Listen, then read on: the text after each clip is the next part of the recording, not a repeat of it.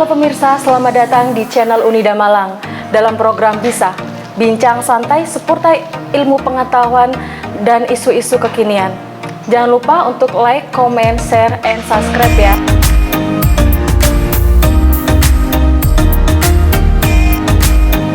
Assalamualaikum warahmatullahi wabarakatuh. Selamat pagi, Om Swastiastu, Namo Buddhaya, salam kebajikan, salam sejahtera untuk kita semua. Syukur alhamdulillah atas berkat rahmat Allah Subhanahu wa taala, kita dapat bergabung dalam acara Gesper, Geliat Pesona Perempuan. Bersama saya Endriso Septina Rawanoko dari Pusat Studi Gender Universitas Wisnuwardana Malang.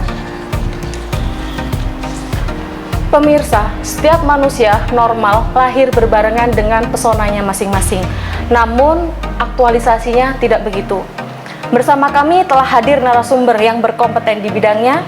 Beliau adalah Kepala Pusat Studi Gender Universitas Wisnuwardana Malang, Ibu Dr. Kustiarini. Selamat pagi, Bu Rini. Iya, Mbak Indri, selamat pagi. Apa kabar, Bu Rini? Alhamdulillah, baik, sehat, walafiat. Beberapa saat sejenak, ada hal yang perlu kita obrolkan, Bu, terkait dengan pesona perempuan. Iya. Kita tahu kadang ada manusia yang terlahir tidak sempurna, tapi dia dapat mempesonai.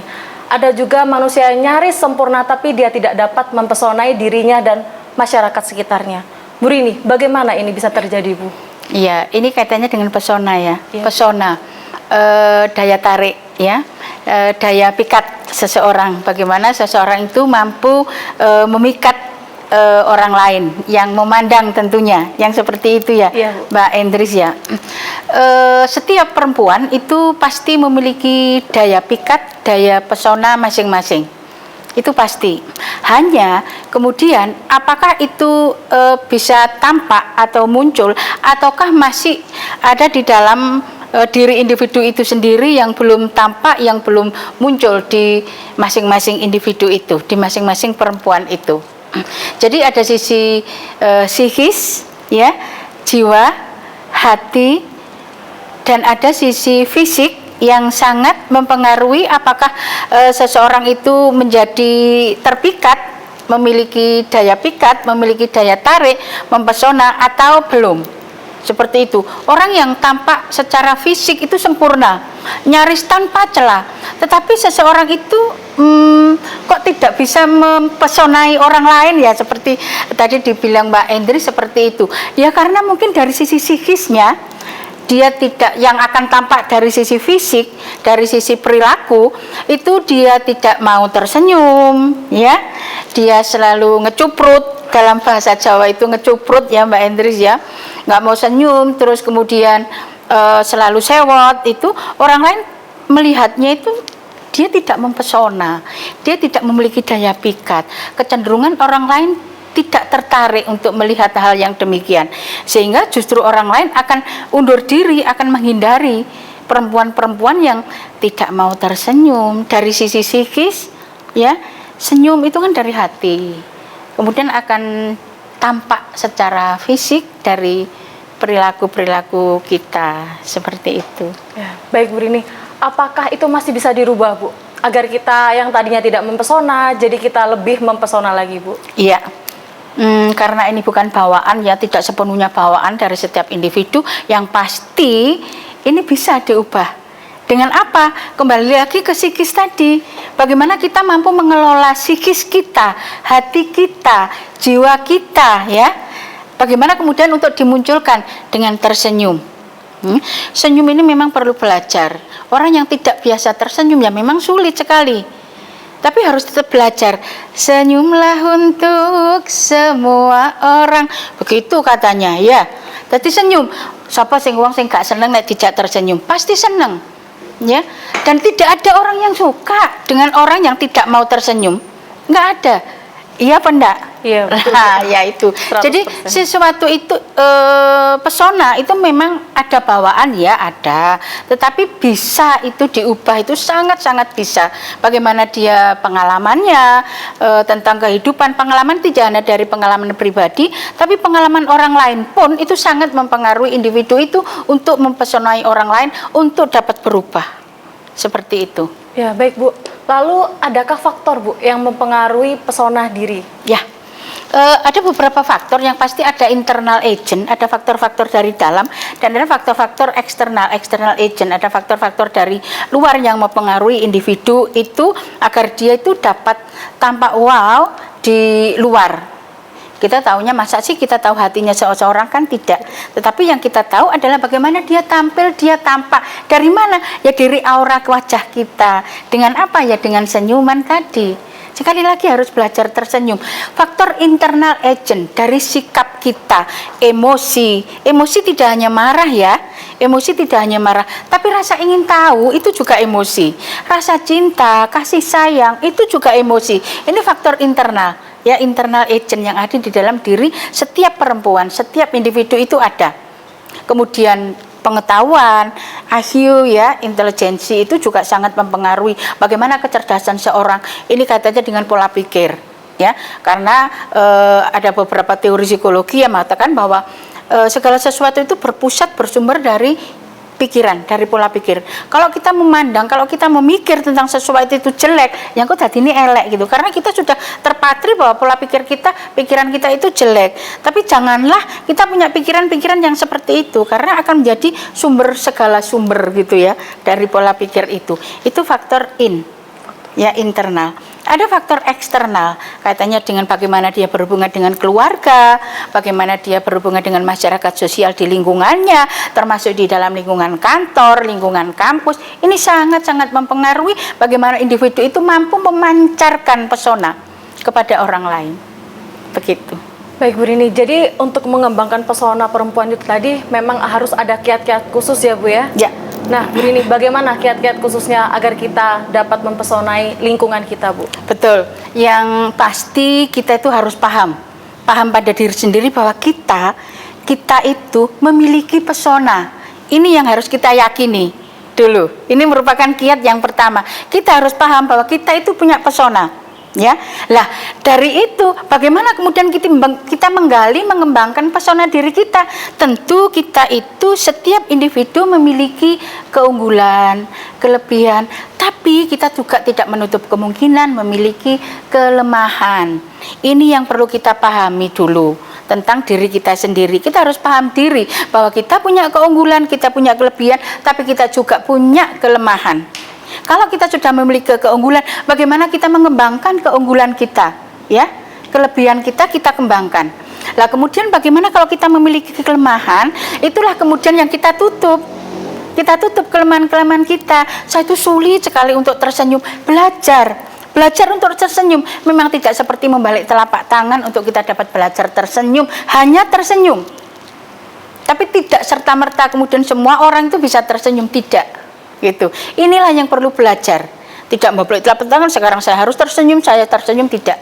Tapi ini perlu proses. Ya, seperti itu. Jadi kita harus memahami diri tentang kelemahan, tentang keunggulan, kelebihan kita.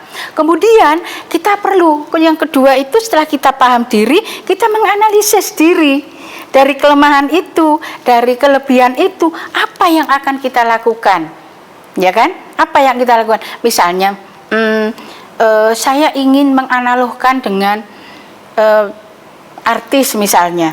Saya ingin seperti A, saya ingin seperti B. Bagaimana saya berperilaku agar saya seperti A, seperti si B gitu. Kalau murid misalnya biasanya itu yang menjadi model itu adalah guru, ya kan? Ya. Guru itu digugu, ditiru.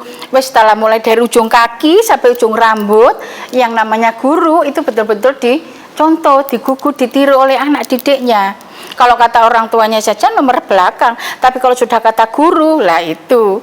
Jadi bagaimana penampilan seorang guru misalnya, saya nanti kalau besar ingin seperti guru A misalnya.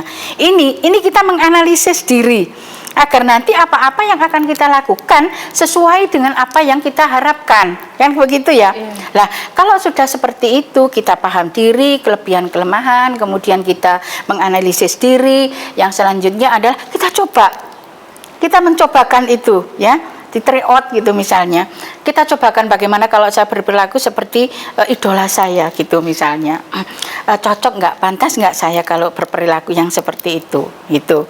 Kemudian setelah itu kita larutkan ke dalam pori-pori kita. Anggap saja itulah nafas kita adalah nafas yang indah, nafas yang baik sesuai dengan harapan-harapan kita. Nah, seperti itu. Baik Bu, selain itu tadi kiat-kiat khusus ya Bu. Lalu adakah prinsip-prinsip Bu mengenai pesona? Ya, kalau kita sudah paham betul tentang apa-apa terkait dengan diri kita, itu kita juga ada beberapa kiat yang harus kita pahami terkait dengan bagaimana untuk kita itu memiliki pesona gitu ya. Bahwa sesungguhnya yang pertama itu kita itu harus yakin ya bahwa kita itu punya pesona. Apakah itu terpendam ya ataukah itu memang sudah tampak? Itu kita tuh punya pesona. Kita harus yakin dulu itu. Bahwa kita itu semua punya pesona. Setelah itu kita harus mendengar apa yang dikatakan orang lain tentang kita. Itu kiatnya. Kalau orang lain kok si A itu kok seperti ini ya, apa betul gitu, apa betul saya seperti itu gitu ya. Kalau misalnya itu lemah, kalau misalnya itu jelek, saya akan merubah itu pendapat orang lain tentang kita. Dan kita tidak boleh juga cuek. Kita tidak boleh menutup diri dari hal-hal yang seperti itu. Kita harus paham betul tentang dunia, suara-suara dunia luar tentang kita itu kita harus terbuka. Kita tidak boleh menutup diri. Kalau kita ingin berkembang, kita ingin memunculkan sesuatu, kita harus terbuka. Terbuka terhadap kritik. Yang pasti kritik itu membangun untuk pengembangan diri individu itu sendiri. Kemudian juga kita itu jadilah diri kita sendiri. Itu kiatnya.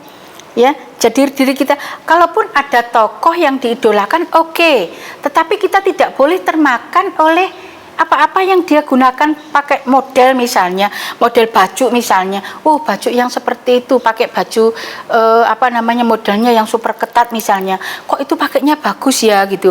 Belum tentu saya cocok dengan menggunakan baju yang super ketat, kemudian itu tampak di luar bagus, belum tentu. Mungkin si A itu bagus, bagus ya kalau pakai itu, apakah saya cocok? Nah, itu yang perlu kita pahami. Jadi jangan termakan oleh mode.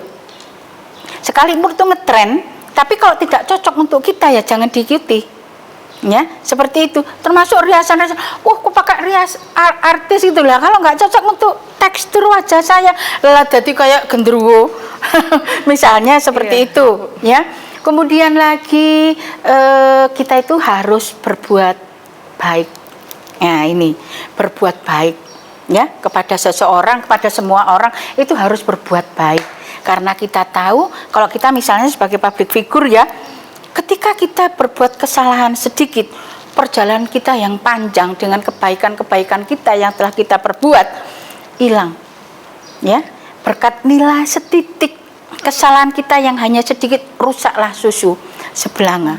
Ya, itu kita tahu bahwa kita itu, masyarakat itu paling gampang menilai tentang kita, menyalahkan tentang kita. Lah kita tidak ada pembela sudah. Seperti itu. Kemudian hilangkan ya, ada kiat-kiat yang lain itu hilangkan rasa iri ya kepada yang lain. Ini kok punya ini kok seperti ini. Tidak usah, mereka punya jalan masing-masing ya, mereka punya ciri sendiri-sendiri. Tidak perlu kok ini kok punya mobil A, mobil Z, tidak perlu. Kita sudah jatahnya, ada jatahnya masing-masing. Jadi kita tidak perlu iri, tidak perlu sering sakit hati. Kalau dilarani ya mesti sakit, tapi apakah kita harus terus menerus sakit? Kan tidak. Jadi dibawa enjoy saja ya, seperti itu. Jadi Bu, banyak sekali ya Bu ya, tadi mengenai pesona perempuan masih bisa kita ubah, faktor-faktornya pun sudah dijelaskan sama Bu Rini, bahkan kiat-kiat kita agar bisa mempesonai diri kita pada diri orang lain. Lalu Bu Rini, sebagai catatan akhir nih Bu Rini, adakah pesan tertentu untuk kita semua Bu? Iya, ini sebagai catatan akhir ya, bahwa kita itu harus selalu belajar, terus belajar dan belajar. Nah itu, jadi kita itu harus selalu belajar, terus belajar dan belajar. Berpikiranlah yang positif ya, sehingga hati ini selalu bahagia, yang kemudian akan terpancar pada wajah kita, perilaku kita mempesona. Diri pribadi yang mempesona. Mempesona. Itu. Baik, demikian bincang-bincang santai kali ini. Semoga apa yang telah kita bahas memberikan manfaat yang besar kepada seluruh pemirsa channel YouTube Unida Malang. Jangan lupa untuk like, comment, share, and subscribe ya, agar tidak ketinggalan informasi-informasi yang lebih menarik lagi. Baik, mohon maaf atas segala hilaf. Terima kasih Bu Rini atas kehadirannya dan sama-sama. informasinya seputar pesona perempuan. Baik. Wassalamualaikum warahmatullahi wabarakatuh. Sampai bertemu kembali. Waalaikumsalam warahmatullahi wabarakatuh.